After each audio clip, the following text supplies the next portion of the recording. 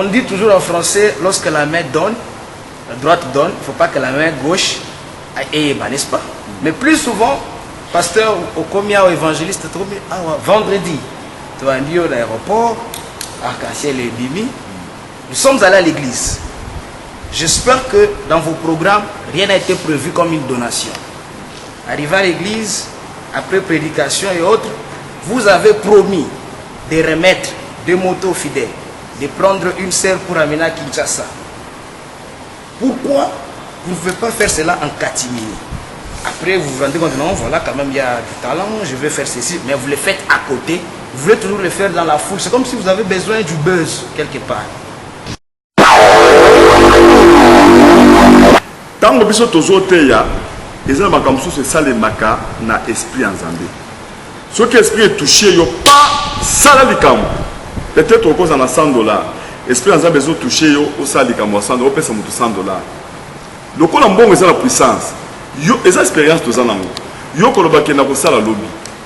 Et ce que zongi ko sala yango te. Esprit ko yebisa yo ko tikaka.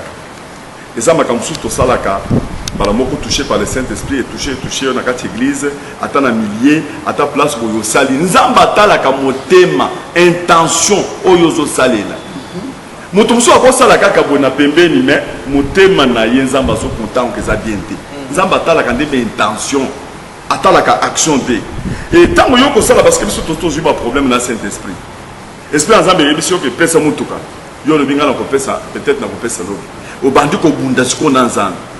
Pesa mutuka sata zolo bake mutuka sala ka transport ko pesa monter. Okomona opesi mutuka ngote le bimbo moyen ko pesa mutuka ezate par après oyo ko zo problème na nzambe très sérieux. Ya monte to comme très président na mutuka charismatique, na mutuka spirituel. So que esprit nzambe yebisinga ke pesa pa na pesi. Mais na zo biso ke ngonga na pesa kana kati ya batwana ezala ka miette. Et qu'on a 10%. Mais on a la zone personne en dako. N'est-ce pas minute au yobi combien na pesité, n'est-ce pas bandako yobi combien na pesité, na ba téléphone yobi na pesité, et ça vinanga. Et ça vinanga na zone personne. Celui qui va dire que le boko, tant que tu vas comme ça, c'est la magana église. Va passer au bazolo ba que le boko à droite et pessi, ou à gauche et pesité. Va passer la rappel des fonds dans la église. Na la repère ça $100. Au moins mutu soit bimi, na zone personne $100. Le boko est monité. Dans il y a pessi wa. Musu pas monité. Donc les amakamo ko ezaka jalousie, ezaka motema, ezaka kaba kokendo de là, maintenant je suis là que au comment on trouve toi sobi, nana ko pesa mutuka, nana ko pesa boye, nana ko pesa $20, mutu ala mokia binga ko pesa $20, na ko pesa $500, na ko pesa $1000.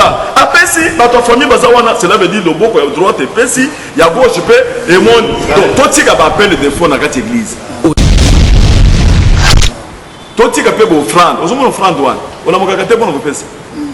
Ah, ce qu'on a moqué, on dit déjà que pour n'être pas dans notre lobakake, parce que balamuka, au bazar na $, balamuki, parce que nous sommes balamuki, pas pesi. Attends, on a 5 na mona qui tente de gagner na prière. Parce qu'on pesa $50, mutu alamuki a pesi $50. Donc tokendo de là te nzamba talaka, motema ya mutu, intention mutu azo pesa. Mutu muso akoza la ka lobaka makasité, mais très orgueilleux. Alobaka malembe, très orgueilleux. Kana koloba na très orgueilleux. Nzamba talaka motema mutu.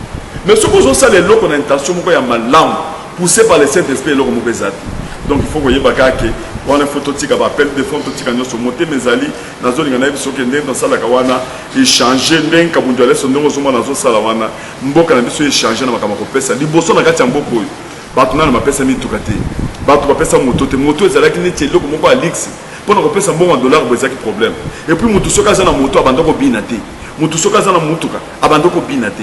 Mais si tu as un évangile, tu as un beaucoup. Vous avez un mutuko, kamati mutuka, mo pesa ngo. Échange pe mboko, bato ba pesa ki chassa mo bimba mondo, bato banda ko pesa ba moto ko pesa mo. Et puis okuti mutu azana mbongo, azo bine la nzambe.